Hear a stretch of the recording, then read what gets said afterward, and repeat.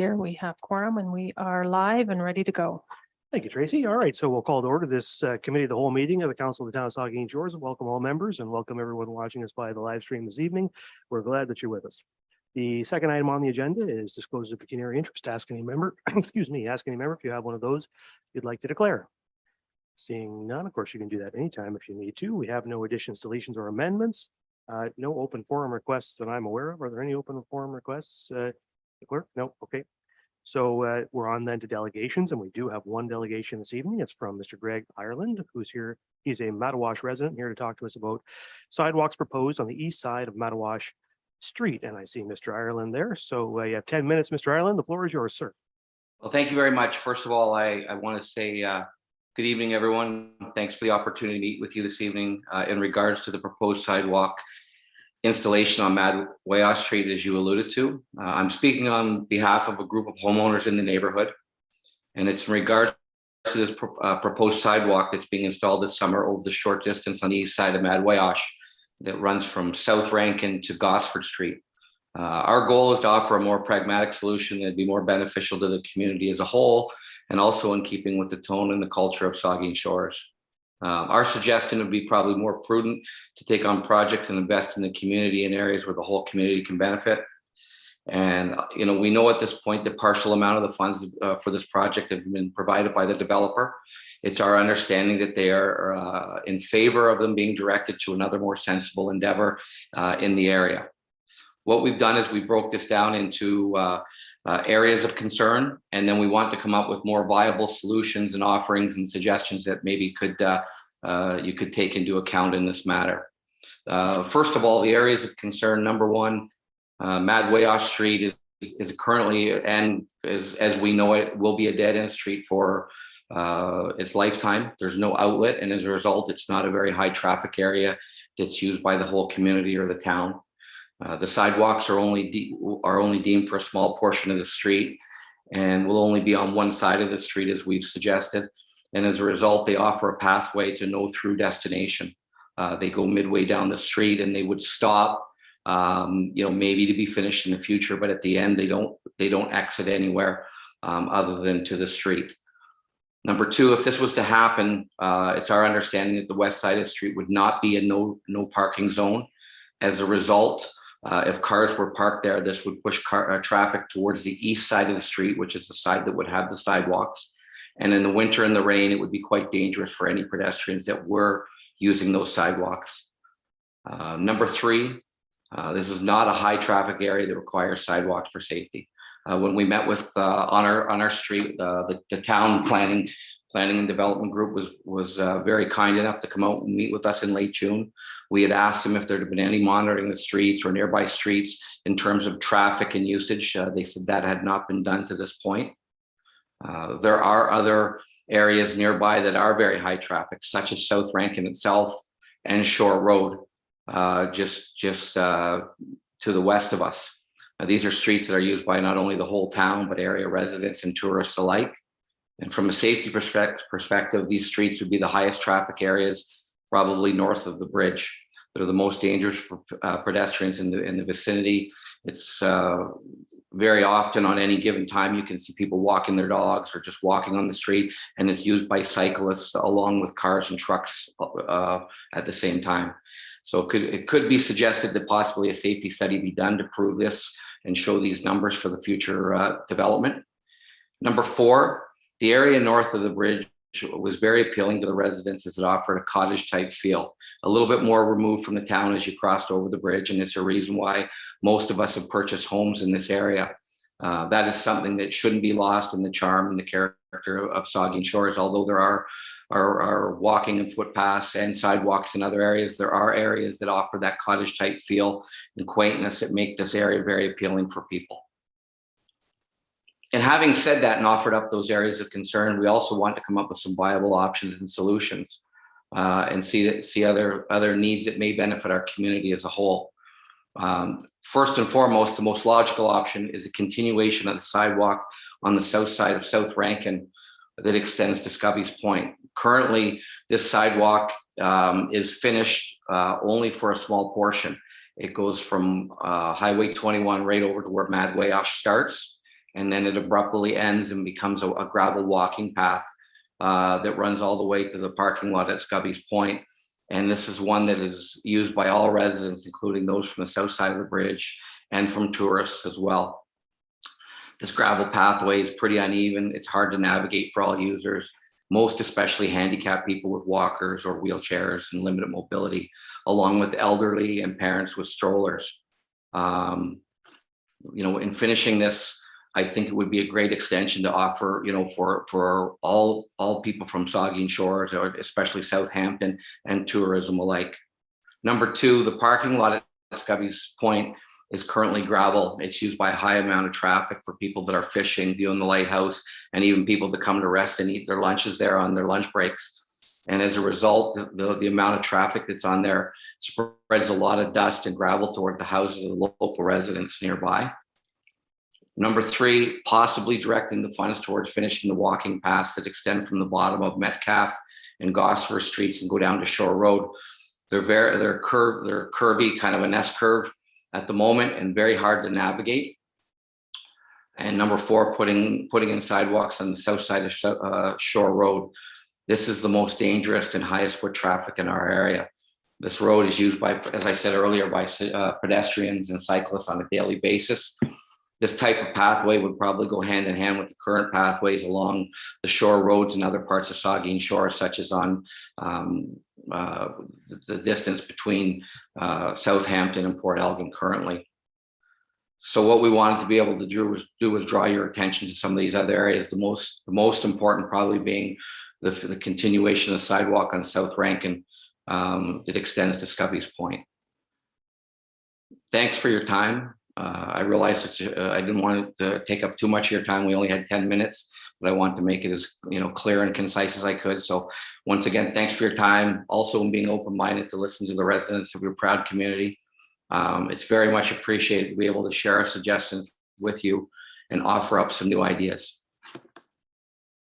Okay, thank you very much for your time, Mr. Ireland. I'm sure there'll be questions from members. I just want to note that the project itself, the sidewalk project, has been paused for the moment, and in order to give enough time for Saugeen Shore staff to come back to council, likely on the 25th of this month, with a staff report on the subject. So council will have an opportunity, just for the information of members, to discuss this further in 2 weeks' time, and to give their thoughts and make any changes to the project they may want to. So with that bit of information, I'll ask if there's questions or comments from members. Councilor Grace. Thank you, Mr. Mayor, and thank you, Greg, for making the presentation on behalf of the residents. I've got a couple of questions, I think, really for staff about this.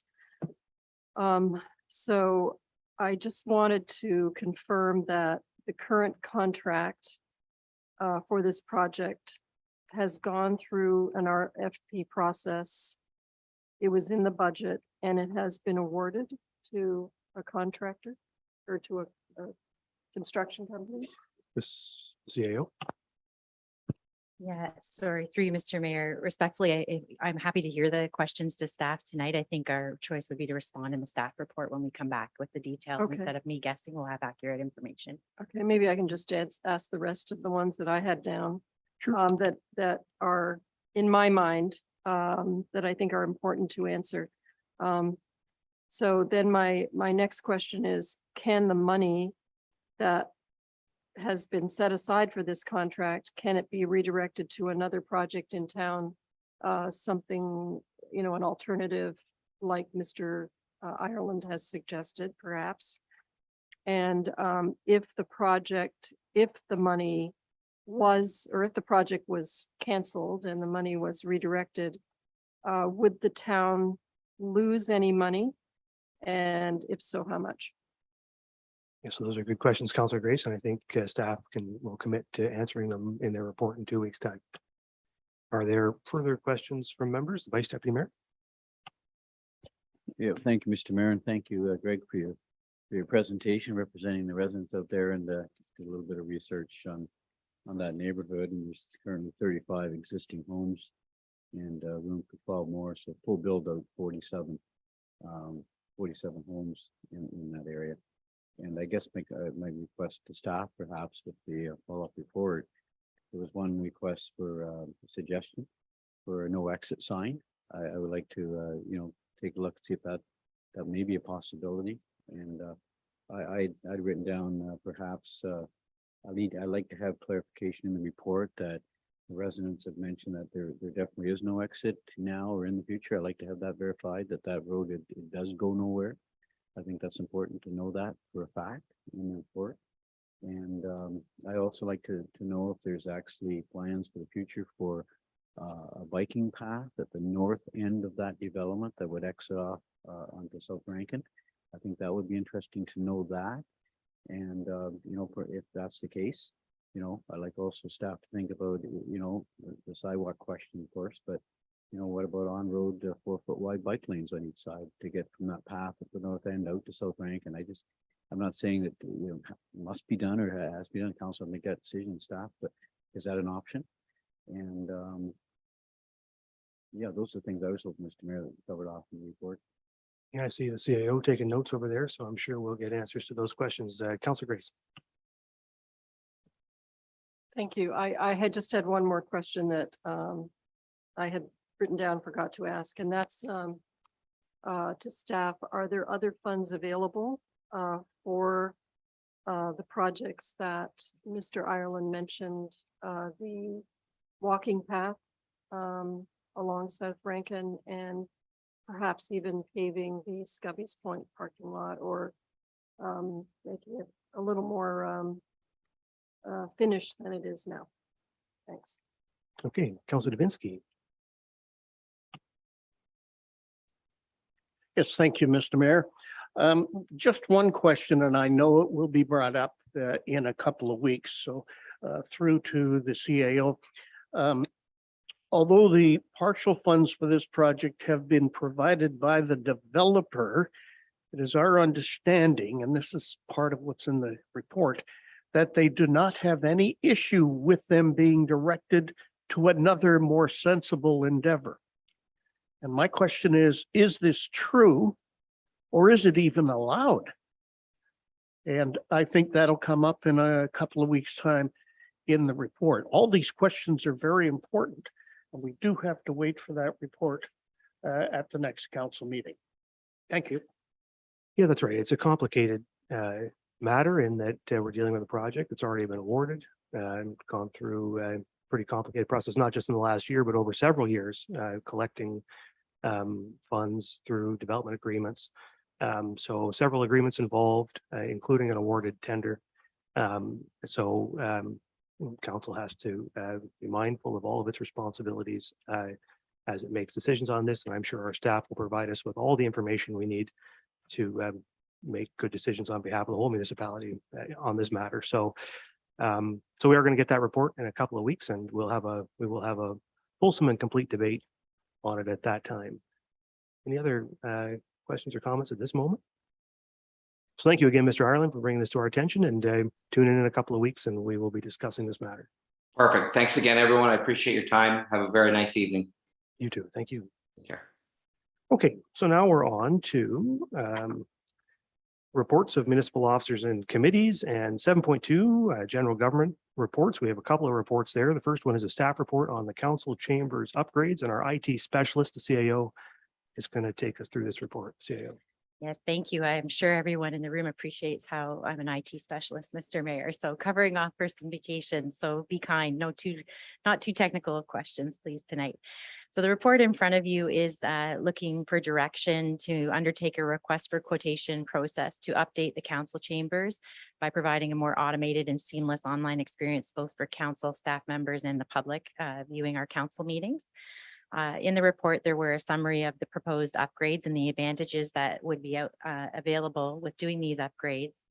And the report also notes that there's definitely some timeframes that council will want to consider. And so staff have outlined 3 options for council's consideration. The first would be to proceed to a request for quotation immediately using our future capital projects reserve funding as an addition to the 2022 budget. This would result in those upgrades occurring in early 2023, and would be in advance of the 2023 budget because of that 9-month delay we expect related to some of the components. The second option is to include the project as part of the 2023 budget deliberations. If it was to move through, in that case, it would be installed sort of in late 2023, recognizing that our budget's coming forward in March this year or in this coming year. And the third option is to hold on the improvements until we've undertaken the work that we've called Workplace 2.0, which is looking at upgrades related to the entirety of the municipal office. This recommendation, those recommendations wouldn't be coming forward to council for consideration till the end of 2022 and would need to be budgeted and would most likely would make these upgrades available in 2024. The advantage of this is it does allow for a more holistic approach of how we're going to use the council chambers and the office space overall, and sort of assures that alignment with that Workplace 2.0 work that's ongoing. So again, tonight is a request from the manager of information technology that council consider the timelines or which approach they'd like to take, recognizing that it is a request for $60,000 plus tax from the future capital reserve when we do want to move forward.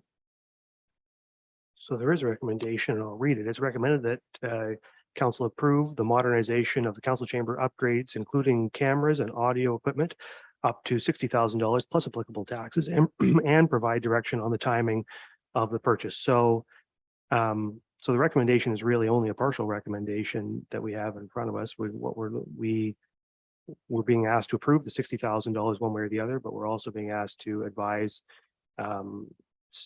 or direct staff as to whether we'd like to take option 1, 2, or 3 on that list. So your thoughts? Now we'll start with Councillor Mayette, and we'll come to Davinsky and then Grace. Thank you, Mr. Mayor, and through you. I'm never a fan of making budget decisions in the middle of a term. I'm for that reason, I would be leaning towards option number 2, to include it as part of the budget deliberations that will be taking place post-election this year and into 2023, and actually might give time for staff to actually come up with a solid proposal of what we're going to be getting, and anything to do with getting rid of this beam behind me would be helpful as well. But no, I would be in support of option number 2, to include it for the fall and see where it goes for the budget in 2023. Okay, Councillor Davinsky. Thank you, Mr. Mayor. Myself personally, I would be in favor of 2 or 3. At least that way, the new council is making the decision to spend the money if approved and reap the benefits. Because council will have changed by the time our budget starts. Council has come this far and we've done very well.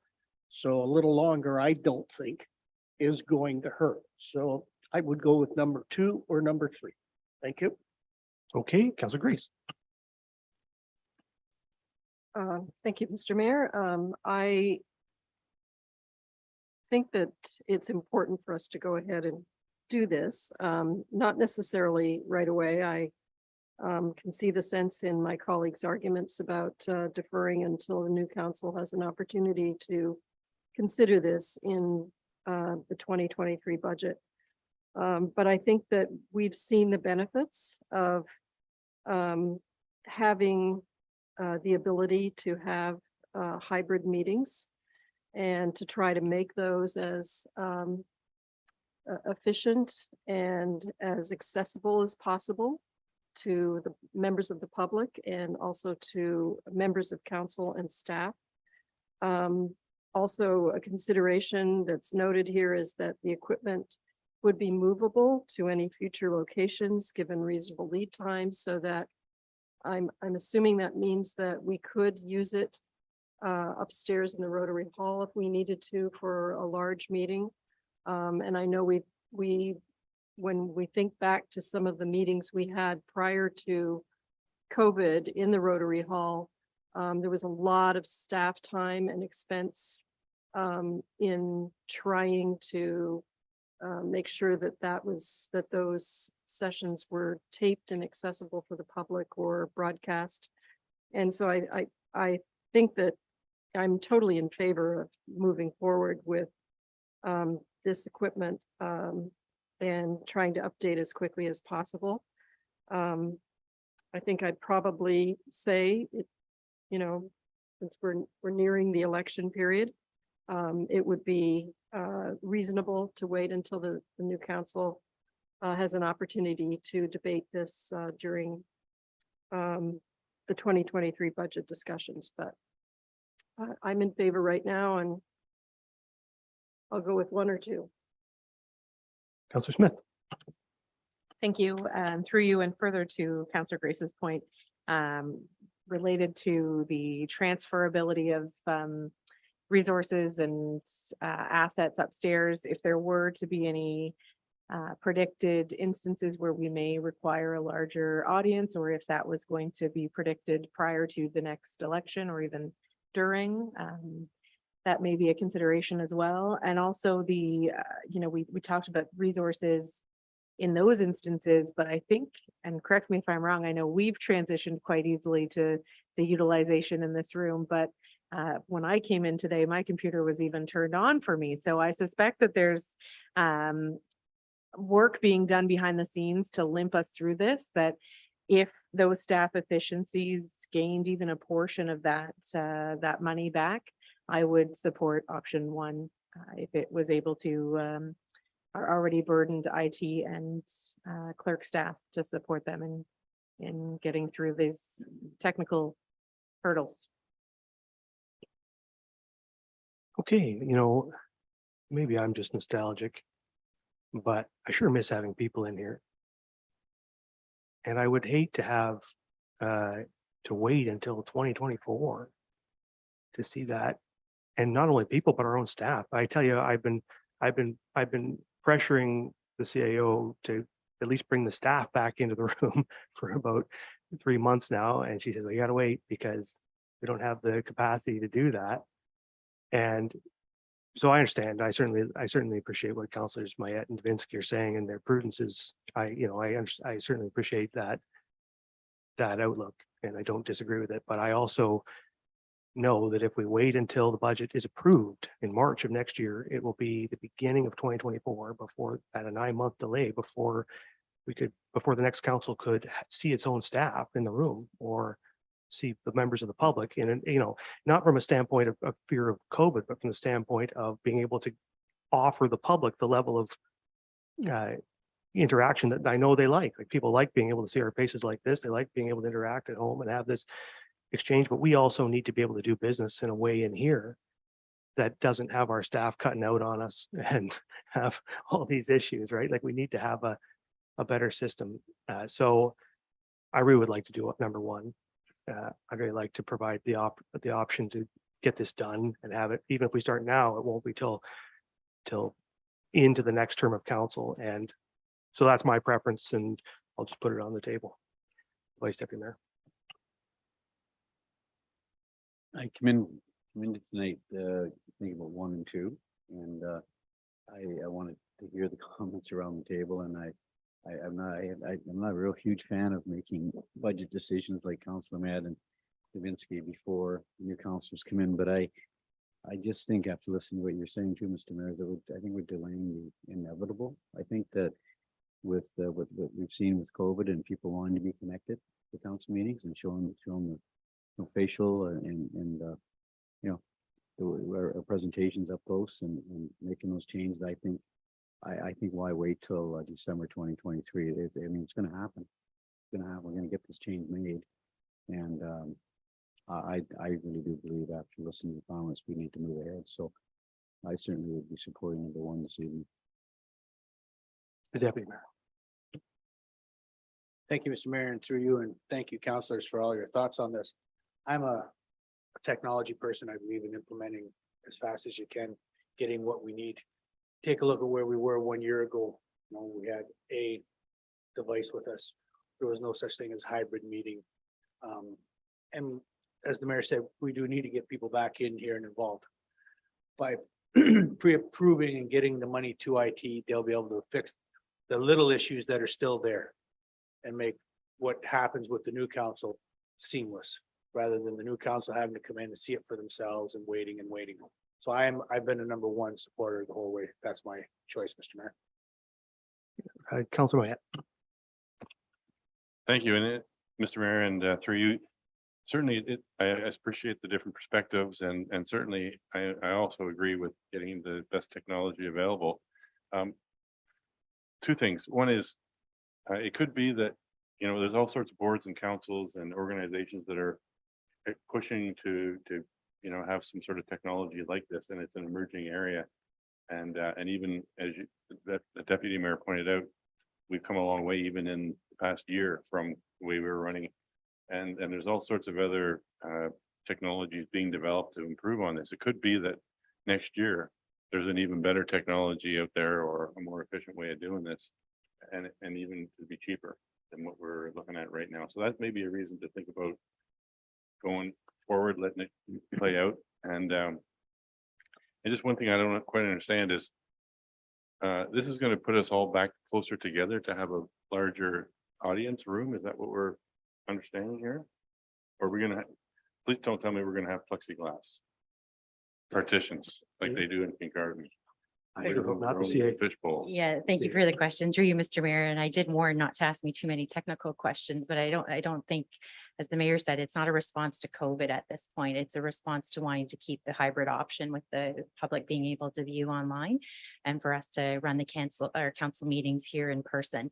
So it is really about being able to see the room, to have the public speak at a podium that's also represented on screen. It's about our staff being able to be in the room. So it's trying to return us to what you knew before, but add that layer of technology on top of it. So it isn't at this point a response to COVID. It's really about wanting to keep that hybrid option at home for people to join in as well and have the Okay. full experience.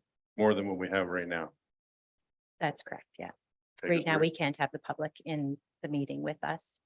Because of, They wouldn't be able to participate, like the folks from home wouldn't be able to see them participating in the meeting. So if I didn't have my camera and my mic on right now, those at home wouldn't know that I'm participating in the meeting. So we want to provide that seamless experience for anyone who's in this chambers with us. even if we had one of these on a podium, We can troubleshoot it, Dave. Okay, These guys yeah, have done okay, it. right. These guys have done a ton of research on this. They've Yeah. been to many different boards, organizations, council chambers, Mm-hmm. and done the research on what the best tech is. But it is really about getting the public back into chambers, getting staff back into chambers, and having that seamless experience with the online as well. I'm sorry, I Well, can't if- answer all the technical. if the feeling is that what we're investing in is the best and latest technology and it's going to be the be all and end all, then I could be convinced to go with number one and getting it happening. But for the previous reasons I stated about, I'm not a fan of doing things midstream. I could go with one or two. I have the advantage of being on another council that has that complete interoperability implemented now, Bruce County Council, and the experience there is completely different, right? You get rid of all these, there's nothing, it's just like it was before, except there's screens on the wall and somebody comes in and does a delegation and the cameras pan and they focus on that person and it's very in the room. It feels just like it did in 2019, but also everybody can connect from outside. So the technology is very good, outstanding, and we could have it. And I really think we should do it. So anyway, we've had a good debate and a good discussion about it. I guess, yeah, A motion on the floor. sure. Yeah, Mr. Mayor, I'd like to move that we proceed with option number one as outlined by our IT staff. Is there And, a seconder for that? That's Counselor Smith is seconding. So, all right, so we make the decision then on number one. If there's nothing further, all in favor of number one? And opposed? That's carried. Okay, so that returns us to the main recommendation then. We still have to approve the $60,000 and our direction will be to proceed with option number one. So all in favor of the recommendation then? And opposed? That's carried. Okay, thank you. So we're on then to the second report, which is a staff report on the delegation of authority during restricted acts period. And we'll turn it over to the clerk or the acting clerk. Thank you, Mayor Charbonneau. The Municipal Act restricts council from taking certain actions after nomination day, which this year is August 19th, 2022, and election day is October 24th, 2022, where it can be determined that the new council will include less than 3/4 of the outgoing council. And those acts are as follows: the appointment or removal from office of any officer of the municipality, the hiring or dismissal of any employee of the municipality, the disposition of any real or personal property of the municipality which has a value exceeding $50,000 at the time of disposal, and making any expenditures or incurring any other liability which exceeds $50,000. So this report outlining the restricted acts period, or as we formerly knew as lame duck, would give the authority to the chief administrative officer. She would be delegated the authority to take action if necessary to authorize an action restricted by section 275 of the Municipal Act. And the recommendation of the report is that council pass a bylaw to delegate that authority to the chief administrative officer during the restricted acts period. Okay, thank you. You've read the recommendation. That's good. So are there any questions or comments? I don't see any, so all in favor? That's carried. Okay, so now we're on to infrastructure and development, and the first is a staff report on K&K, on a request from K&K Lawn Care, and we have manager Colin Sanders. Yeah, thank you, and through you, your worship. Upwards of a couple of years ago, Matt Mulholland from K&K Lawn Care approached staff regarding his issue that he fills his spray tanks with municipal water right in his shop, but then of course he's spraying it on people's lawns. He's not using the town sewer at all. We don't have to treat that, and his issue is he is obviously charged for that. That's our policy. We have a water and sewer charge, so he's requested through his letter here that he gets relief from that. He did have me come out to his site. I inspected it. As far as his request to put a second meter in, this can be done. It would be at his expense if he wishes to do that. If council wishes to go ahead, I guess, with that one. And then he would be billed for the water portion, and we give him a reduction based on the sewer portion. This is what he has requested. In my report, I've given 3 options for council to consider. Number 1 would be the option that Mr. Mulholland has requested. Number 2 is the option that staff has relayed to Mr. Mulholland. As far as reduction, it's been typical that staff will not give any reduction for this. We have a system to operate, obviously, and we have fixed expenses. Whether water flows or not, there's fixed expenses we have to deal with. So to give a relief, start giving relief for this, that would have to be maybe, if it's substantial amounts, taken into consideration, certainly at budget times. We do have the potential for a precedent setting here, obviously. We're looking at one business, how many businesses will be coming, and that's something our council will have to consider for option number 2. That's why staff are saying refuse the request. Option number 3 is could do a bit of a hybrid. I would call a light industrial rate. Staff could look at volumes over a certain volume. The businesses then be able to apply for it and get a reduction, or a reduction on the sewer rate, or total sewer rate off. That's an option that can be looked at as well. There's still, of course, a reduction in revenue from that. And then there will be certainly multiple requests, and we would anticipate more requests for this reduction. So those are the 3 options. Staff, of course, has recommended number 2. Council can look at that, and whatever recommendation is given to staff, we can certainly make that happen. Okay, thank you. So there is a recommendation that council accept option number 2 as a preferred option for the property operated by K&K Lawn Care at 1224 Wellington Street. Questions or comments? Thoughts? Councillor Mayette. Thank you, Mr. Mayor, and through you.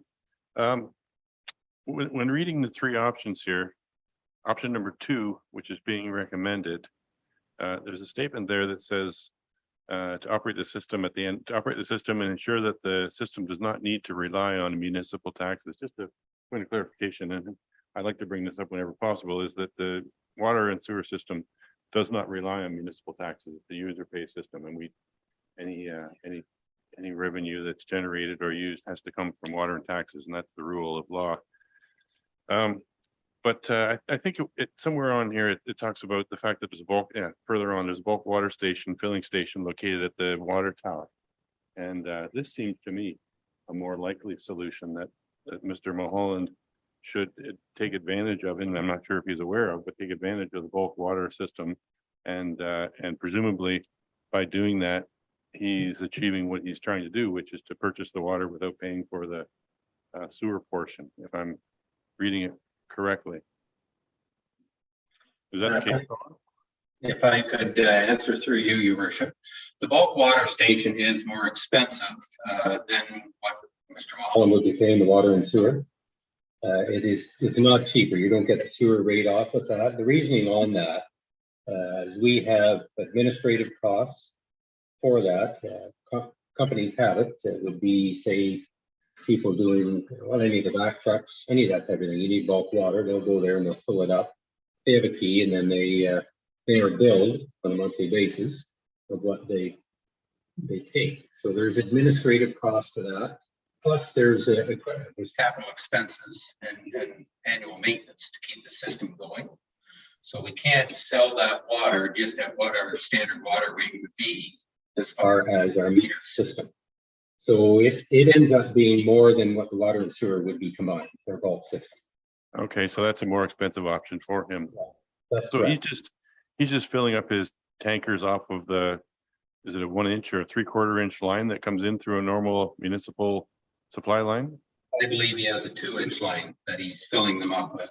But yes, it's just for municipal right from our water mains, municipal water. Yeah. Okay, well, I understand where he's coming from, and I can sympathize certainly that, a large portion, up to probably 90% of the water that he's purchasing through the municipal line is not in fact making its way to the sewer system. Unlike most other residential customers, which a high portion would be. But the systems that we operate are very expensive. We've seen recently requests for 4, 5, 6, up to 8% increases in the water bills to pay for the upgrades that are required to our sewage treatment plants. And it's difficult for us to make any reductions to that at this time. So I would be inclined to agree with the staff recommendation. Thank you.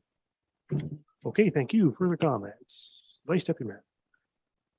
Thank you, Mr. Mayor. I just, I kind of like number 3, the update the bylaw to include a light industrial rate. I'm pleased the staff have put that in there, Colin. Thank you for that. I just think anytime we have the opportunity to work with our local business, small business, mid-sized businesses, rather make a decision one-off and say go with number 1, for example. I'm just wondering if we could look and see if there are other businesses out there that this may be there may be impacts and maybe worth a look. Number 3 intrigues me a bit. We've had the request, and I think updating the bylaw to include a light industrial rate for me makes some sense, Mr. Mayor. And I just wanted if staff to go back and take a look at that. I guess it's going to be made tonight which number we're going with, but my choice would be to not necessarily shut down this request entirely, but maybe do a little bit more research and perhaps take a look at our bylaw. Okay, thank you. The Deputy Mayor. Thank you, Mr. Mayor. And through you, I agree with the Vice Deputy.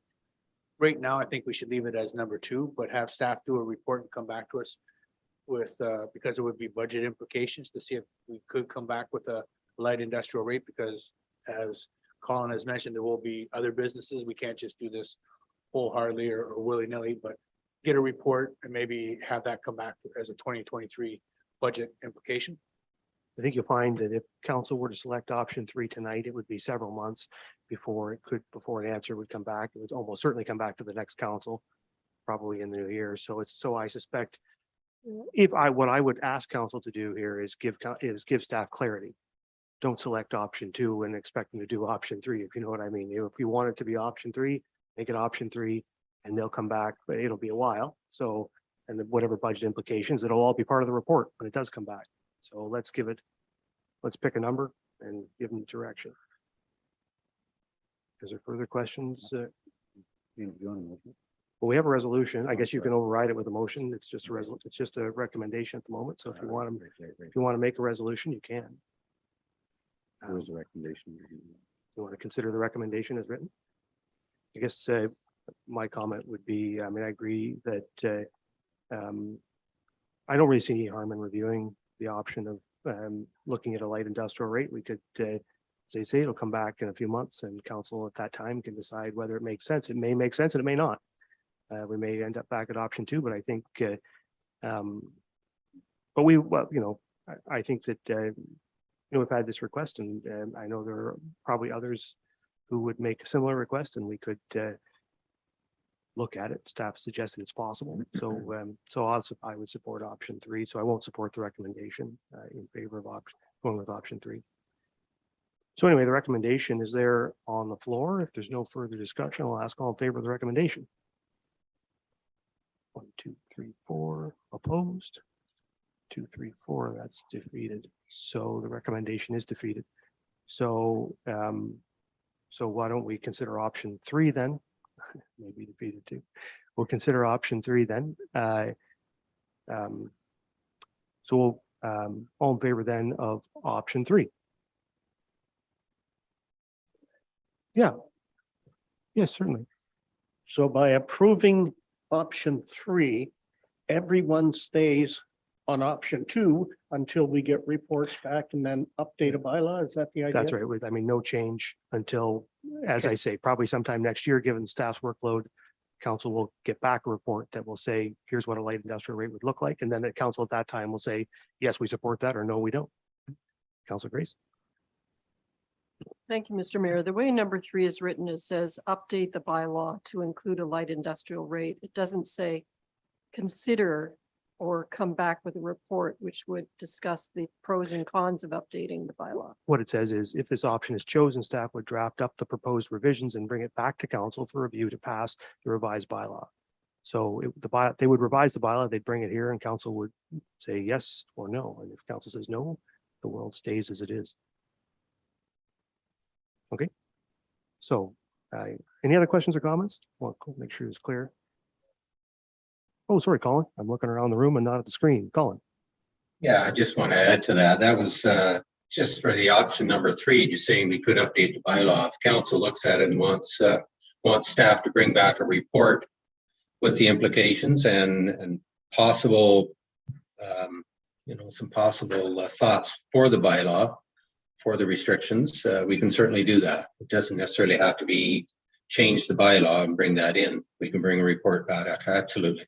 I think that's probably smarter rather than you doing the work of actually creating a revision. Bring us a report, give us the implications, tell us how it would work, and then we'll make a decision. And then we can revise the bylaw. Is everybody clear on that? So that's what option 3 is now, if there's consensus.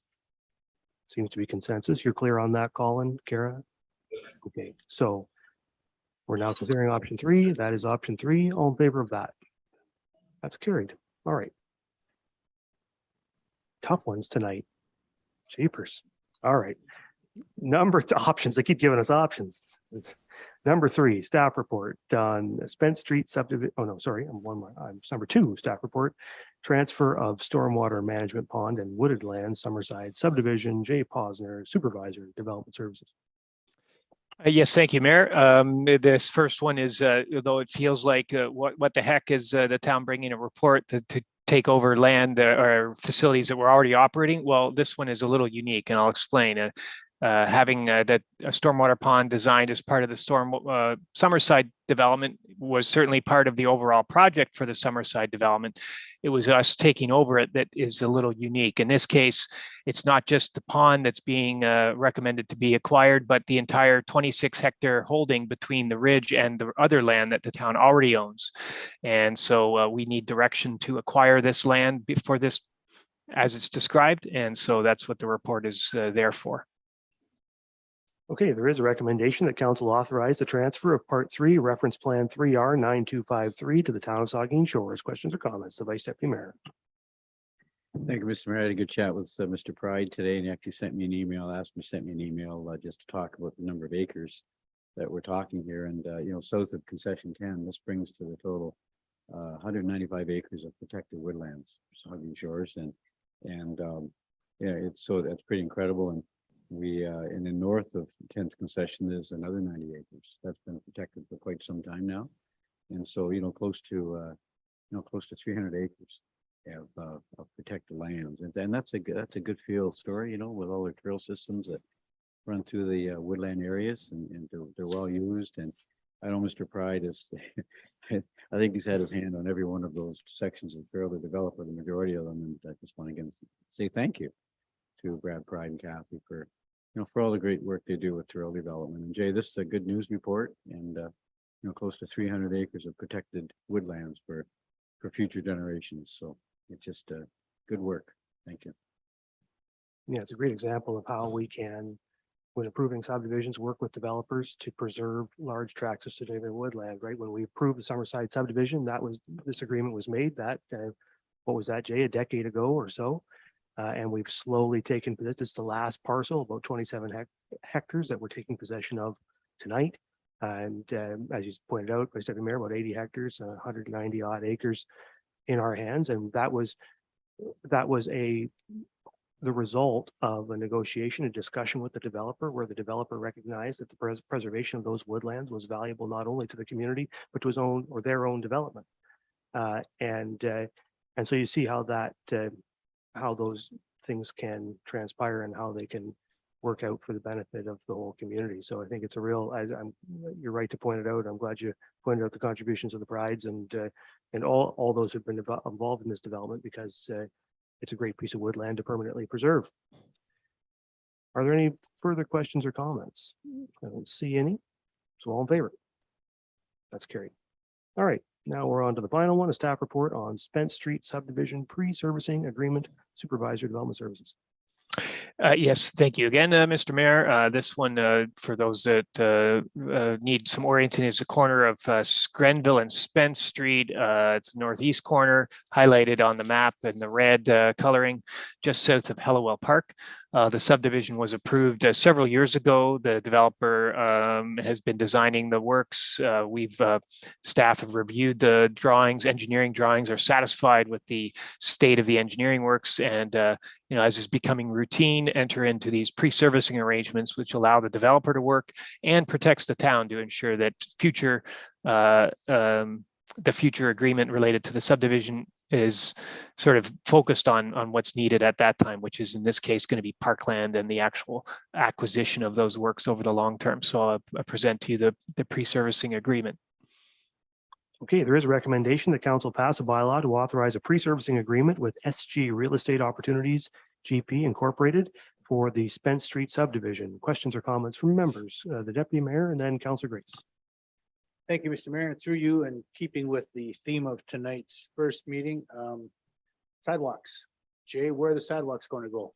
Are they Yeah. on Spence Street from Victoria all the way up to Anglesia? Are they going to come down Grenville from High Street to where? They're going to stop in the middle of nowhere. What side of the road are they going to go on? Well, that's a good question. In this case, there are sidewalks on the north side of Spence running from Grenville east to the eastern edge of the subdivision. So it'll run across the two existing lots that are there, plus the frontage of the development. And then they're going to run on the west side of Grenville from Spence north to the edge of the development. So yes, for the short term, they're going to be fragmented, but based on our understanding of the potential for development, there'll be opportunities to connect those sidewalks so that they'll be actually connected to other sidewalks in Southampton. Where did you say the sidewalks are existing already? I know not that they're existing, they're proposed to be constructed. Rather, I apologize if I said existing. They're meant to be constructed on the north side of Spence and the west side of Grenville. Essentially from the south, there are sidewalks on the west side of Grenville from Peel north halfway, and there'd be a gap of the other half to the southern edge of Spence Street. That's sort of the main gap, at least at this stage. I think you mean Gray Street from Peel to halfway up to Spence Street. I think, well, they're constructed on the west side of Grenville, from Peel, about approximately a couple hundred meters north. They're also on Gray as well, though. Okay, I didn't know that there were any sidewalks on Grenville Street from High Street down. Actually, there are no sidewalks on Grenville, but it's good to see it. Now have the residents of those areas been informed that there will be sidewalks coming at some point?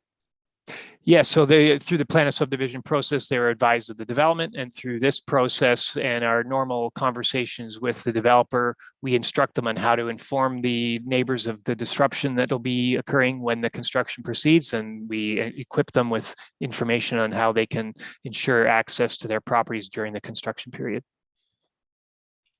Okay, I'd like to see everybody that's on Spence Street and Grenville Street being informed of the possibility of sidewalks coming up, especially on the west side and the north side. Okay. All right. Councilor Grace?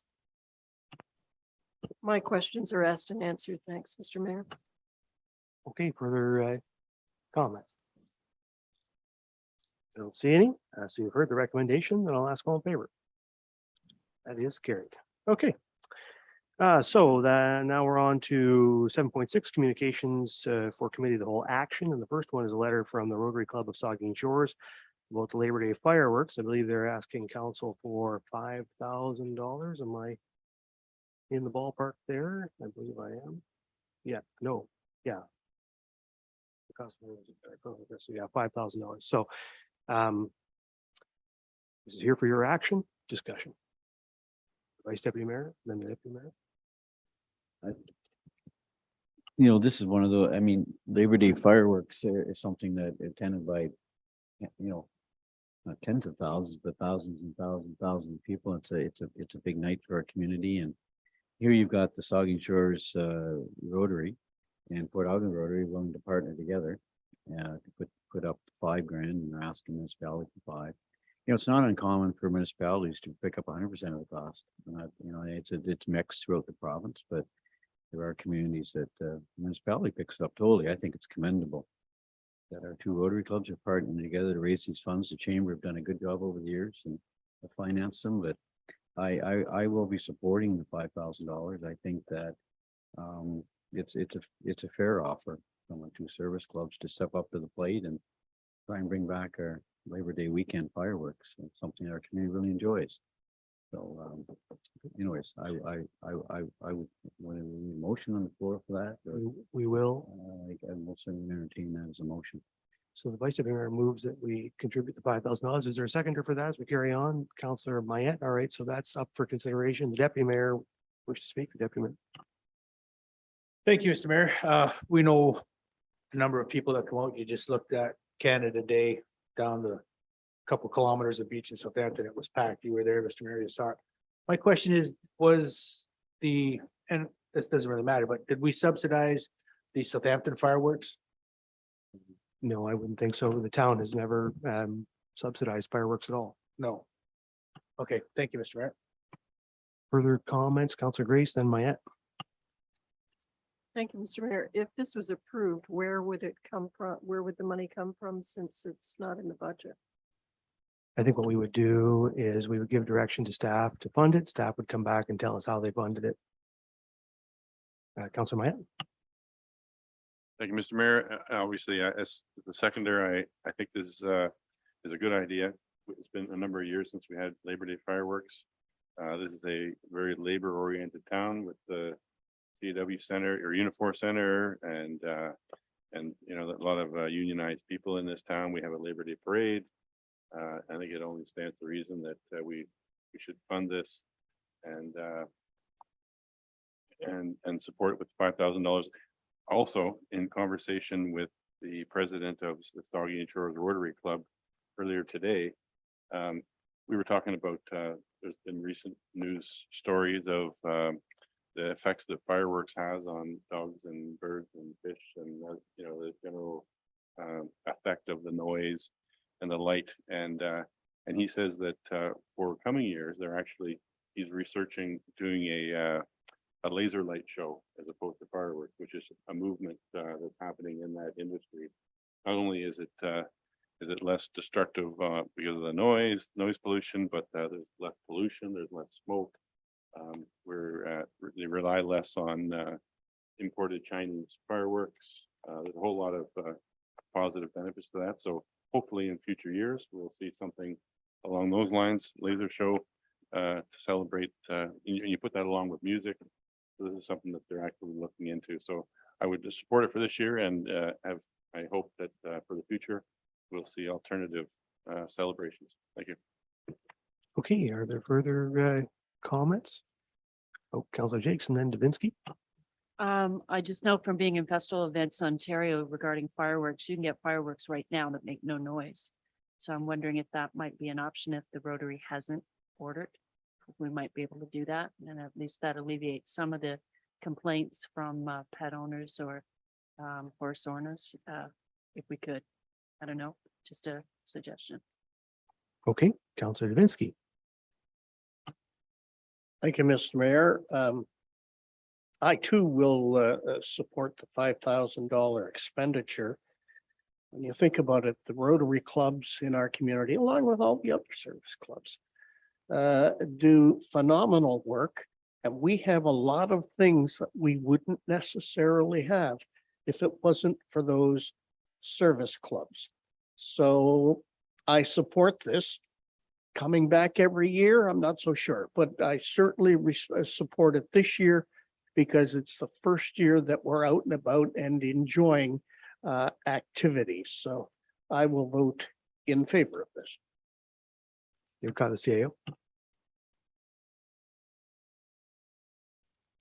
Oh, thank you, Mr. Mayor. Sorry, just getting my camera on, 2 buttons to push. Just was looking for clarity. I'm not sure if the resolution included whether or not this was to be included on an annual basis or if this is just 1-year funding for 2022. All we're doing is approving funding one time. I think what we should do is ask Shanna Reed or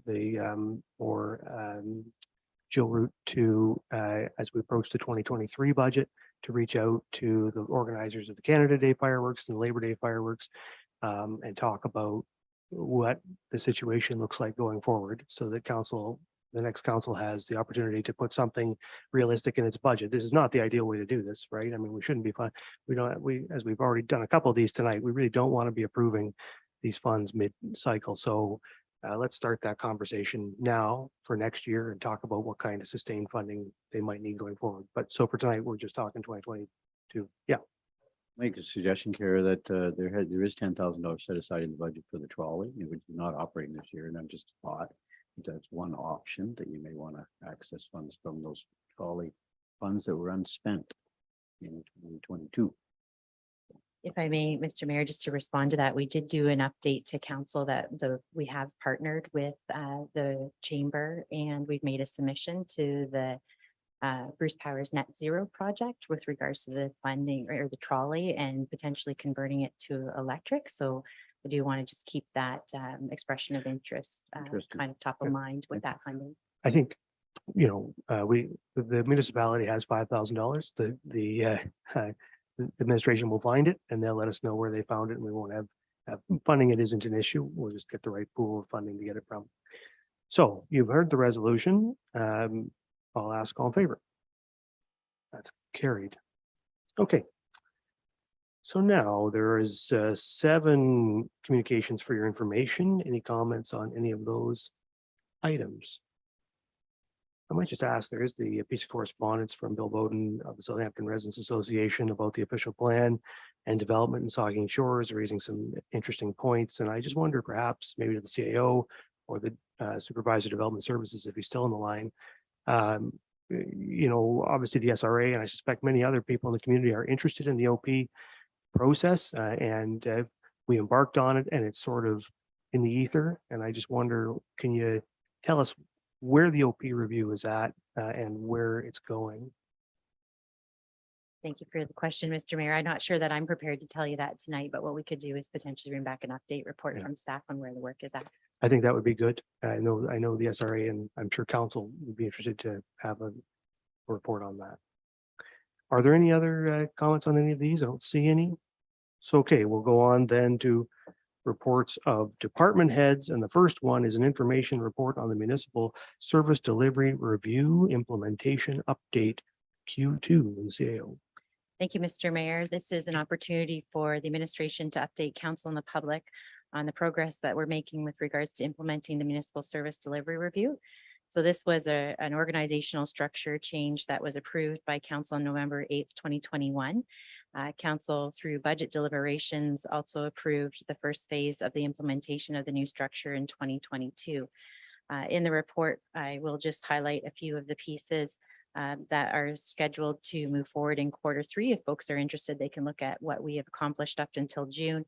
But focusing on what's ahead of the administration to be focusing on is completing the recruitment of a new manager of asset management position, developing the project management portfolio underneath the asset management division, including the full-time project manager of capital projects, developing the operations portfolio under the community services and operations group, and advancing the manager of operations position that was reprofiled from environmental services, completing the transition with the zoning coordinator position and building services, and moving health and safety into human resources and reprofiling the emergency planning and fire administration position. So again, these changes were budgeted for in 2022. There is a proposed budget in 2023 that will come forward with the budget at that time to address the additional positions that were recommended through that restructuring. But I'm happy to take any questions. Thank you. Questions or comments from members? Vice Deputy Mayor. Mine was just a comment, Mr. Mayor, and that's through care, through you, Mr. Mayor, to care, and through to Janet Stubbs. You know, I take a look at this list, and there's no less than about 14 different, employee hires. There's interviews, there's staff training, there's and other reorg things that have happened, and just an incredibly busy year. And I just wanted to make sure you send my thank you to Janice. Is she on the call tonight? No. Oh, I Janice. am. Good evening. Oh, I didn't know whether you were back from that long holiday or not. I wasn't sure. Just kidding. No, I just want to thank you, Janice, for all the great work you're doing, and you're extremely busy, and it's not a huge HR department we have. And I was going through that list of 14, 15 things, and you're keeping up. You're hit. I don't know, it's below water or just above, but you're doing a great job, and been a lot of work. So thanks. I appreciate it. I've had a great team to work with to accomplish these goals. So thank you. A lot happening. Thank you. Yeah, thank you. Further questions or comments from members? Councilor Matt. Thank you, Mr. Mayor. Through you, Kara, I'm just wondering, I see, 14, I didn't do the count, but I'll take the Vice Deputy Mayor's word for it. The 14 additional positions in the organization. And all of them are manager, coordinator, chief. Are there any corresponding increases in staff as the community grows in the Public Works Department, and compliments of the frontline people who are actually out there driving the snow plows and because I know they work hard, and I know they're stretched quite often to the limit, and they put in a lot of overtime on occasion. And I'd like to think that as the town grows, we're not just adding management and coordinator positions, that we're actually adding frontline people that are doing hard work. Thank you. Yeah, thank you for the question. And just for clarity, the approved positions was 3 new positions, just so that the public doesn't get the impression we had 14 new positions this year. There is some reprofiling of positions going on, and also some recruitment of vacant positions that's going on as well. To answer your question, why it looks like there's a focus on management positions right now is because that's sort of how we're tackling the implementation, is that we focused on earlier on this year with the director level recruitment. Now we're moving into the manager and supervisor level recruitment. The recommendations from Strategy Corp did include frontline staff. I'll add a caveat to that, but as an example, this year we did approve a contract position for a housing coordinator to advance that work in and around the housing portfolio. So there is frontline staff. It isn't all managers and supervisors, but I appreciate that may be how it looks based on sort of how we're tackling the implementation. The caveat being that when we started doing the municipal service delivery review, one of the pieces that we struggled to articulate as an organization was what I call the business as usual, or the day-to-day operations, and what we're tackling and how much of it is. So if you'll remember, council approved funding to help support the town developing metrics and around different priority areas and also key performance indicators. And really, once we're able to start seeing the work and understanding what's going on, that's when we're able to articulate to council the need on various areas of the organization. So the strategy that came forward on the service delivery review was one that really focused on putting the staff in place and the structure in place that would allow us to advance those future conversations with council all around that theme of being future ready. So there is aspects of it, to answer your question, that it's not all manager level, but it is part of what the work that we're doing is developing those metrics and making the day-to-day work visible so we can understand it and articulate the needs. And then Deputy Mayor. Thank you, Mr. Mayor. I'd like to just take a moment to mention about the bike friendly committee. The committee has done a lot of work. June was a very successful bike friendly month. We had close to 40 children at Ferry Lake doing the bike friendly and initiation. It was well held. We've also been very successful in a couple grants, so we're just wrapping up. There will be a report coming to council very shortly. And just today, as I was coming back and forth from the dump, and there was a group of cyclists coming up the dump road, and they stopped at the corner of Carlisle and the dump road, and they're looking around and they weren't quite sure where to go. They had printed off maps. And this is one of the things that the bike friendly committee will be asking about, and part of what the grants will be for is signage. So it's the cyclists that come to Saugeen Shores know where and how to get to the business centers of the community, the trails and all that. And just last week, you might have noticed that there was a huge group of cyclists all decked out in colors, and they came from Peterborough. They were actually riding in the Meaford Thornbury region, but they've been checking out Saugeen Shores. They stayed here and they did a little cycle around as well. So we are a destination for cyclists, and just want to give you a little update and let you know that we will be wrapping up very shortly and coming to council with a slight ask. Okay, thank you. Are there further comments on the municipal service delivery review? I don't see any. All right, so then we'll move on to the information report on the 2022 major initiatives Q2 update. Okay, thank you, Mr. Mayor. And I appreciate the council had an opportunity to look through this. And I just want to take a moment to go through some of the initiatives and highlight that for the public that's joined us tonight, and also recognize the work that staff has been doing in and around the town. And it's definitely noticeable out there as you start to see summer underway and the busy season in front of us. So first of all, on the major initiatives report, I did want to highlight that the major initiatives have been reduced from 38 to 37. So this is part of responding to your previous question, Councillor Mayette, that we're starting to be able to see the work and actually respond to requests and new information that comes forward throughout the year. That reduction is related to the short-term rental municipal accommodation tax project that was on the business plan.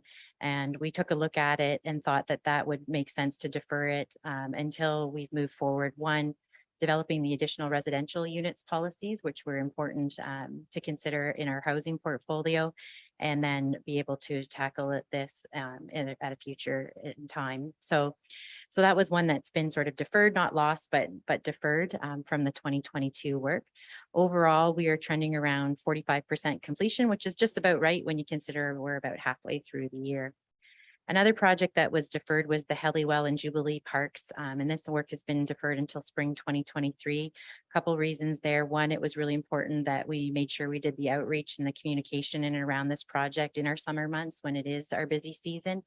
And then secondly, community services and operations and strategic initiatives have taken on the new project of reimagining the North Shore Park. None of us anticipated that when we were doing the 2022 business planning. And I just want to thank the staff and the team that put together a great consultation down at the park last Thursday night. And we look forward to receiving the report in a few weeks' time. Talking about parks, on Saturday, we opened the John Kyles Parkette down at Gobles Grove alongside the Beachers Association. And again, this is a great example of the staff working with our community groups to get things done. We've also installed new playgrounds and equipment at 4 parks, and I've heard so much positive feedback about the parks. Nodwell, Waterloo, J.H. Robertson, and Summerside Parks, and we've heard great community feedback. Meanwhile, our beaches are in great shape. We've received some written positive feedback about the grading and raking of the Southampton beach in particular. So it's nice to get those notes from the public that tells us we're doing a great job with our beach maintenance.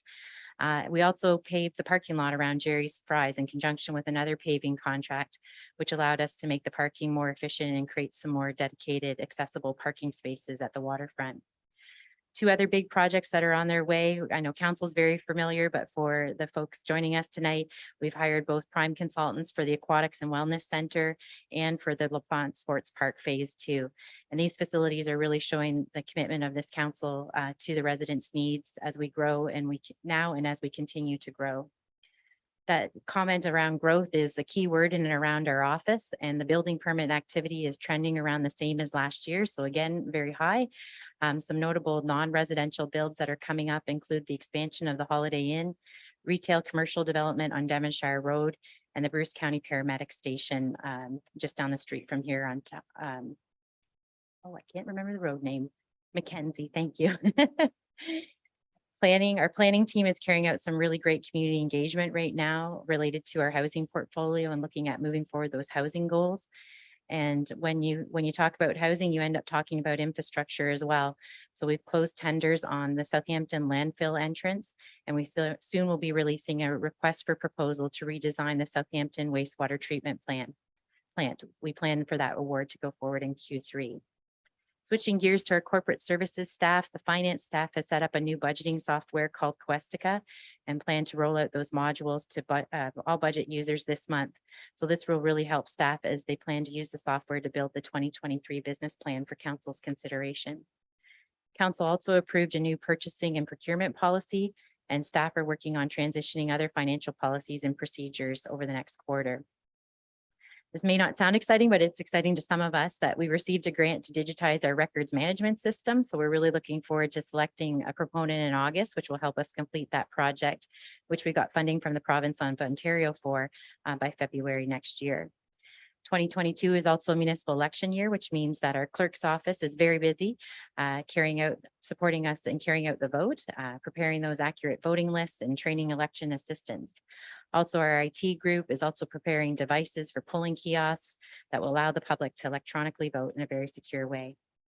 Information technology has also completed a migration of our office to Microsoft 365, which is really supporting our office and working remote and dialing into meetings like tonight. And then now we're moving on to updating our phone system. As we recognized in the last report, our human resources team has been very busy supporting the municipal service delivery review. And we know that everyone had a glimpse of that tonight, what's gone into that. The police services also provided an update in this report that they have recruited 2 new cadets from the Ontario Police College. Those graduates are now assigned to platoons and are continuing with their in-service orientation. And the police service is also recruiting a new constable to bring their ranks to 25 sworn members by 2023. Police services was also successful in receiving 3 grants to offset operating costs for a total value of $278,000 this year. Later on in our council agenda, and not to ruin any of the surprise, but we are excited today that we welcomed our new fire chief to the town of Saugeen Shores. Ed Mellinson comes to us from Fort Erie, where he was heavily involved in modernizing their force, and we're very excited to have him join the team. I also wish to extend a congratulations to our own Rob Atkinson, who has been promoted to the deputy fire chief with the town. In the CAO's office, we continue to promote our lean rollout. We keep using flow boards and making work visible, and this makes our improvements in the way we do our work easier to see, and also transforms and improves the way we deliver service to our customers here in town at the town of Saugeen Shores. We've also started to implement the recommendations of our Work Well staff survey. We want to make sure that we have a balanced life here at the town of Saugeen Shores. So this year, council supported us in approving the disconnecting from work policy and the remote work policy. A good corporate culture will make the town of Saugeen Shores an employer of choice. So I just wanted to conclude by saying very proud of the work that the municipal staff is doing here at the town of Saugeen Shores. They're managing the town's astounding growth by listening to residents, anticipating needs, and building our future ready plan. So thank you for humoring me with that overview, but I did want to draw attention to it for the public. Thanks. No, thank you for that. Other comments, questions for the CAO? Just a really good detailed update for us and for the public. And as always with these quarterly information updates, I hope we'll be putting them prominently on the website and making sure the public has easy access to them, because it really is the best way to see all that the municipality is up to in a comprehensive way. So thanks for putting it together, to you. And I know it's not just you, all the directors and staff who do the work to put these together for us. Okay, so that brings us to the end of the committee of the whole, and we'll move to statements by members. The deputy mayor. Thank you, Mr. Mayor, and through you, keeping in theme with a couple of things that have been mentioned tonight. This weekend, Bruce Power will be hosting the fireworks down at Port Elgin Beach. Next weekend in Southampton is the Heritage Festival, so it's always great. I don't know if Councillor Mayette and yourself, Mr. Mayor, will be in the boat races again, but the cardboard boat races are a huge success, followed by the Fireman's Fish Fry. Come on down if you can. And just a reminder that as the summer gets on and you see people out and about, especially on the North Shore Road, the trail has been thinned in a little bit because of the erosion and the storms. So please remember that the speed limit on the roads has been reduced. Share the road with those on bicycles, and please be safe. I don't know why it's on Dave and me to row that boat. There's a bunch of you, there's other people around this table who could jump in the boat, eh, Dave? The Vice Deputy Mayor. Yeah, thank you, Mr. Mayor. Last Thursday night, the North Shore Park Open House, there was a good turnout there. I think it 20 or 30, 35 comments passed on to staff about what people like to see at North Shore Park.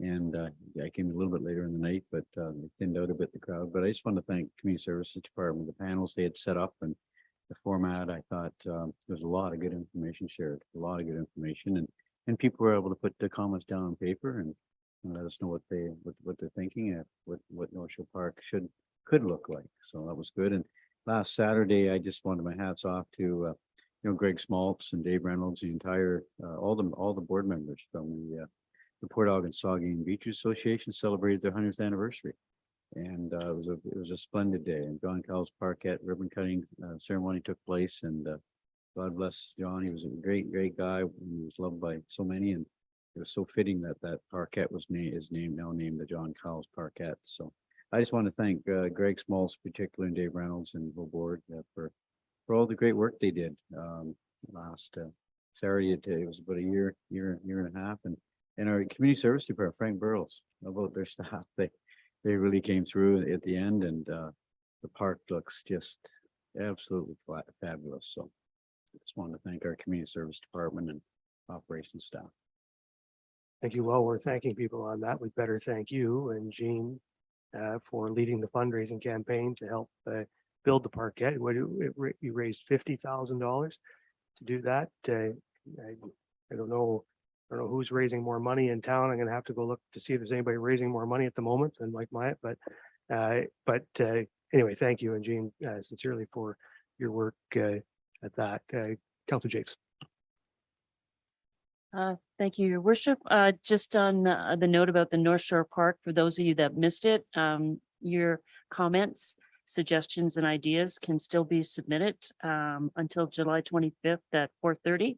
You can go to saugeenshores.ca/North Shore Consult, or drop your letters off here at the town. We're always looking for public input. So I heard there was a good crowd there, and Mr. Schlenker was just pleased to see his train that had been renewed and looking smashing. So thank you for everybody that came out. Thank you, Councilor Smith. Thank you, and just congratulations to the community services team and staff who kicked off the summer camps last week and continuing on through the summer. Saw lots of them out and about this week, including my own kids attending. So look forward to all the fun that those kids will have throughout the summer. Thank you, Councilor Davinsky. Thank you, Mr. Mayor. Regarding the marine heritage, yes, I hope some councillors take part, perhaps Mr. Myatt and Mr. Matheson, because I will be doing the play-by-play slash color commentating It'll be very during colorful, I'm sure. during that event. So I'll look forward to seeing what happens. My thanks to the Southampton Residents Association this past Saturday.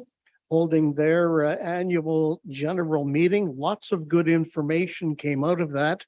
And there's more to be had, and it will be, as witnessed by the letter that was written by Bill Bowden to council.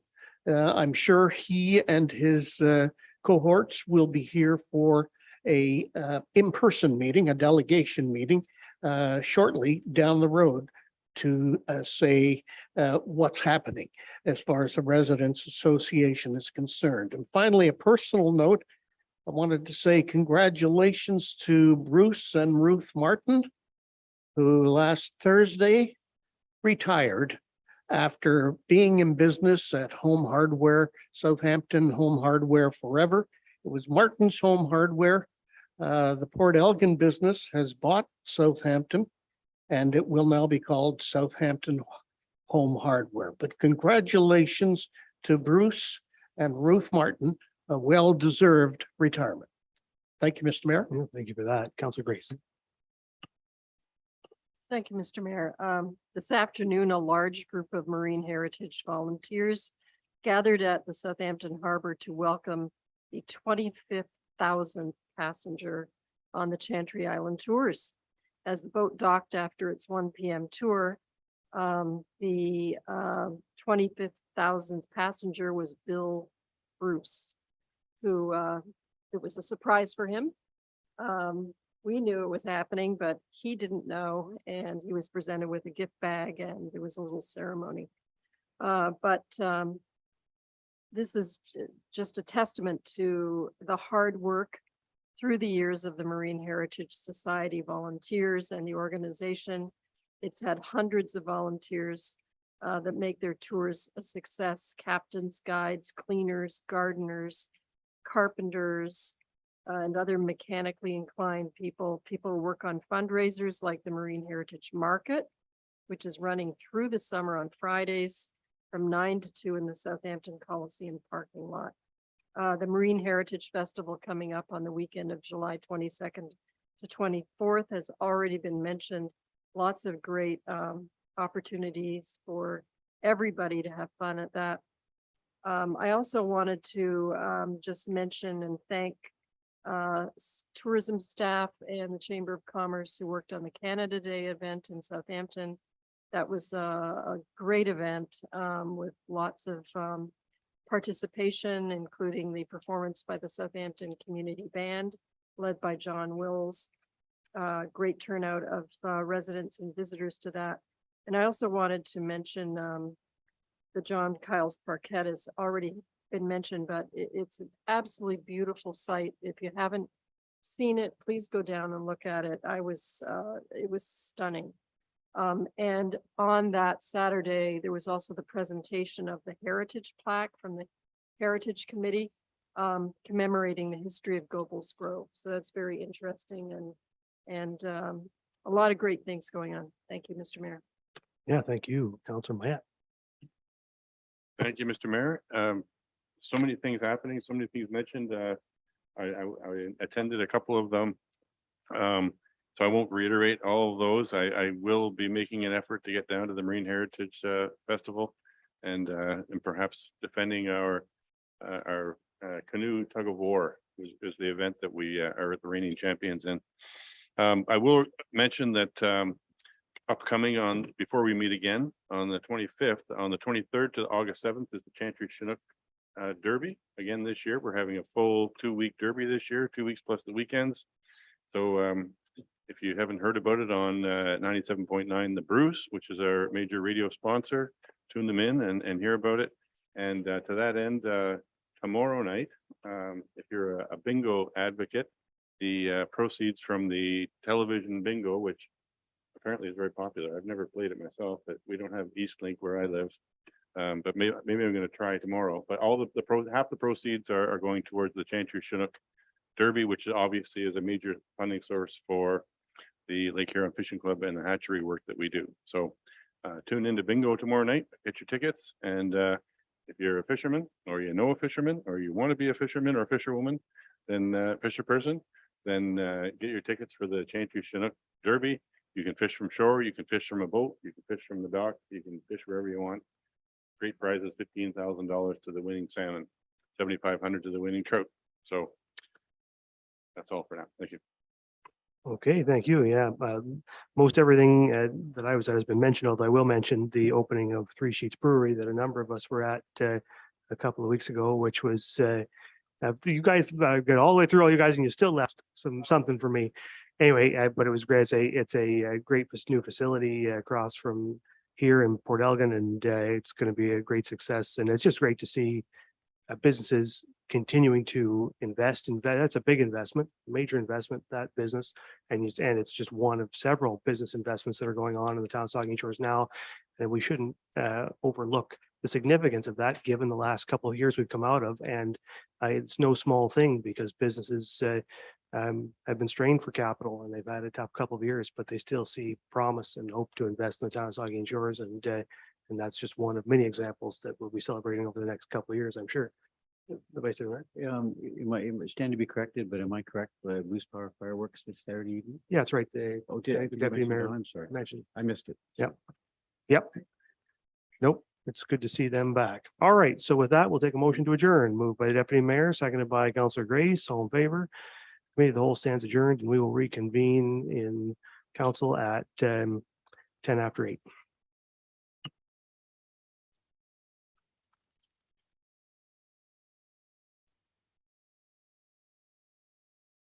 Actually, is.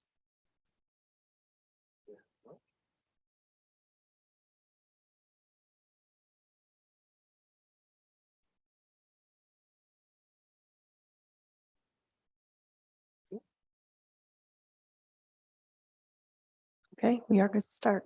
Okay, thank you then. We'll call to order this regular council meeting, and the second item on the agenda is disclosure of pecuniary interest. Ask any member if you have one of those to declare at this time.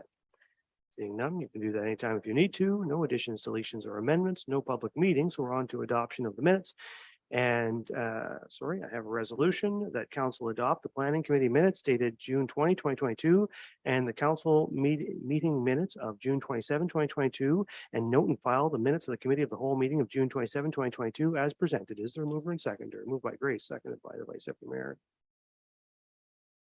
Any discussion, to any of those sets of minutes? Seeing none, all in favor? That is carried. And that takes us then on to reports of the Committee of the Whole. And first one is a general government report. And I have a resolution that council approved the following. One, the signing of an updated memorandum of understanding to extend the Municipal Innovation Council until December 31st, 2025, a 3-year extension, and the council directs staff to incorporate the required $30,915 annual MIC funding into the draft 2023 budget to support the MIC into the new 3-year extension. 2, endorse the 2023 business plan timelines working toward budget approval in March 2023. And 3, authorize the additional annual funding of $98,685 for the zoning coordinator position within the Building Services Division to be funded from building permit fees. Is there a mover and seconder? Moved by the Deputy Mayor, seconded by Councilor Davinsky. Questions or comments on the resolution? Seeing none, all in favor? That's carried. Okay, and that moves us on to motions and notices of motion. Do I have that? I'm missing the notice or the motion, so I'll just read it. Hold on a second here. You have it there? I can read it off my computer unless you have the version for me to sign. No, sorry. Then don't worry about it. I'll just read it off here and we'll just do it later. Just have to make note for me of who the movers and seconders are. Well, actually, I don't need to worry about that either. We already have a mover and seconder. It's been moved by Councilor Davinsky, seconded by Councilor Grace, that the rules of the procedural bylaw 63, 2015 as amended be suspended to waive the notice of motion to allow the matter to be voted on at the July 11th, 2022 council meeting. And it is resolved that whereas GC, well, wait, hold on a second. Let's deal with that motion first before I read the rest of the motion so that I don't have to read it in case the vote is no. So is there, it's been moved and seconded that we suspend notice. So I'll ask all in favor of that. That's carried. Okay, now we'll move into the motion. Moved by Dubinsky, seconded by Grace. That whereas GC Houston School in Southampton is connected very closely with the residents of Saugeen First Nation, and whereas the school leaders and teachers are always looking for different ways to honor the lessons of First Nation peoples, and whereas the town of Saugeen Shores and Saugeen First Nation have passed a milestone recently in settling its land claim, and whereas the town of Saugeen Shores and Saugeen First Nation strive to provide respectful education for all, and whereas GC Houston School has offered to pay half the cost of the project, therefore, it is proposed that a crosswalk at Victoria Street North and Lansdowne in front of the school be painted with 7 feathers indicating the 7 sacred teachings and the insignia indicating every child matters, and that it is anticipated that the painting would be completed by September 30th, 2022 for the National Truth and Reconciliation Day. If September 2022 is not an achievable timeframe, staff be directed to incorporate the project and funding into the 2023 business plan and budget. Discussion. The deputy mayor. Thank you, Mr. Mayor, and through you, this was brought to council a few years ago and it seems to have got lost in the ether, as you like to say. I'm glad that Councillor Dubinsky and Councillor Grace have brought it back to council. This is a very important symbol that will bind our Saugeen First Nations and GC Houston students together. It's right up there with our Pride crosswalk, makes Saugeen Shores a very inviting and acceptable community, and I will, for one, be supporting this. Okay, thank you. Further comments? Councillor Grace. Thank you, Mr. Mayor. I too believe that this is a very important symbolic step that we would take to further our relationship with our neighboring community of Saugeen. And I think also the fact that the school has offered to pay for half of this is an important gesture of that solidarity. And I think given all of the events of the last year and a half or so, and the fact that some of that is still ongoing, this would be a really important action for us to take as a municipality. So I will be supporting it too, obviously as the seconder, but I thank Councillor Dubinsky for taking the initiative to bring this forward to us. Thank you, Councillor Dubinsky. Thank you, Mr. Mayor. On June 30th, I went to the school to talk to the principal, Hugh Morrison, about this. And he was thrilled with the idea of this happening, not only because it shows that we are working together, but it will become an incredible teaching tool for the teachers within GC Houston School, and particularly for the teachers that take part in the Indigenous studies. I spoke to one teacher, and she was thrilled that this would finally be happening. And so I have to assume she was aware of what perhaps Deputy Mayor Matheson had tried to do before. This time we have to follow through. And the reason that I ask that it be dealt with tonight is because that buys us 2 more weeks to work on a report, perhaps from staff, as to or get a request for proposals going to do this work. I have been, I looked at the Orangeville site, and Orangeville did a terrific job on this. They had a company from Toronto do the work. Well, I'm not so sure we want to do that, but we may have to.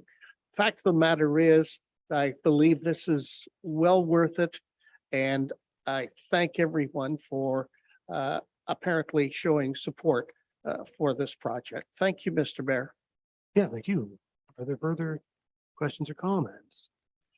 I think, yeah, I mean, I certainly support the initiative of this. It was discussed, lots of people, it's been discussed several times by several groups. I know the Rotary Club of Southampton was discussing it last year. I'm not sure where they got to in their work, but it's certainly been something folks from all over the community have wanted to see done. So I think it's a commendable thing to want to do. I think the the timeline, September 2022 is pushing it, frankly, in terms of getting it done. It's just shoehorning it, frankly, into an already very active capital plan. So I think we're going to want to hear, I appreciated the mover and seconder adding the clause to the end of the resolution, acknowledging at least that there's another path if it isn't achievable by September 2022, because I do believe that's, if not a strong possibility, then at least a possibility. So I think what I would like us to do is, I assume this will pass this evening, but I'm hopeful that staff will come back with a report in the very near future to sort of advise council as to how long this will take or when it can be done. I know, once council gives direction, it's going to want to know how it's going to be followed through. So, is that reasonable, the CAO, that we can get a report back with that information? Yeah. So, okay, that's good. So if there's nothing further, then I'll ask all in favor. That's carried. Okay. So now we're on to bylaws. And there's 4 bylaws there for your consideration. Anyone want to have any of those considered individually? Don't see any requests for that, so I'll read the resolution that the following bylaws are hereby read a first, second, and third time and finally passed and sealed this 11th day of July, 2022. 1/60/2022 being a bylaw to authorize an agreement with 5084 Highway 21 Holding Incorporated for the gateway sign. 2/61/2022 being a bylaw to appoint Ed Melanson as the Director of Fire Services and Fire Chief for the town of Saugeen Shores. 3/62/2022 being a bylaw to appoint Rob Atkinson as Deputy Fire Chief for the town of Saugeen Shores. And 4/63/2022 being a bylaw to appoint Deborah Roth as Interim Clerk for the town of Saugeen Shores. Is there a mover and seconder? Moved by Grace, seconded by Jakes. And we'll just take a moment now to welcome our new Fire Chief, Ed Melanson, and as the CAO pointed out in her comments, he comes to us well qualified, extremely well qualified from Fort Erie, and I've had the pleasure of speaking to him on the phone already, and certainly has expressed his enthusiasm for coming to the town of Saugeen Shores, and I could say we're certainly enthusiastic to have you. Ed, you have a couple of words for you. It's good of you to be here with us tonight. Thank you, Your Worship. I just wanted to say hello to everyone and truly how excited I am to work with Mayor, Council, the CAO, and the residents and visitors of Saugeen Shores. I've had the opportunity to meet some of the firefighters tonight. We have a meeting planned for tomorrow to try and shake hands with more and get to understand the municipality and the fire department a little better. So again, very, very excited to be here, and I have nothing good to say about, or nothing bad to say certainly about my experiences today, other than I've been administratively beaten by many meetings and videos, etc. So very excited to be here. Well, hopefully this is the last one for the day for you, Ed, and we just appreciate you taking some time this evening to be with us, and welcome aboard. It's great to have you. Thank you. Thank you very much. And I also have to say a big congratulations to Rob Atkinson, who is a long time and much valued member of the fire service, has done great work for us for a very long time, and to have him appointed as your deputy, Ed, and serving the community in that capacity is great. So I know all of council would extend our congratulations to him as well. And of course, welcome, as I welcomed a couple of weeks ago, Deborah Roth, our interim clerk. She's here already working tonight, even before being formally appointed. So we thank her for her work and look forward to working with her going forward. So you've heard the resolution. If there's nothing further, all in favor? It's carried. All right. So now we are on to a close to public session, and I have a resolution, sorry. I have a resolution, the council moving to close the public session to discuss matters in accordance with bylaw 63, 2015, section 3.8.2B regarding personal matters about identifiable individuals, including municipal or local board employees, and section 3.8.2D, labor relations or employee negotiations, for the following reasons. 1, to adopt the minutes of June 27th, 2022, and 2, the municipal service delivery review and recommended contract positions. Is there a mover and seconder? The deputy mayor and Counselor Davinsky.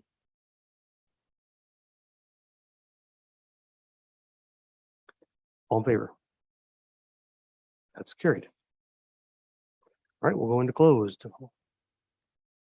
Morgan, if we can get you to take the share screen off, please. Thank you. Mayor Charbonneau, we are good to go. Okay, thank you. So council will reconvene now in open session, and I can report that council gave direction to staff on the municipal service delivery review, and we approved the minutes of June 27th, 2022. And I have a resolution here that bylaw 64, 2022, being a bylaw to confirm the proceedings of the council of the town of Saugeen Shores, is hereby read a first, second, and third time and finally passed and sealed this 11th day of July, 2022, as the remover and seconder.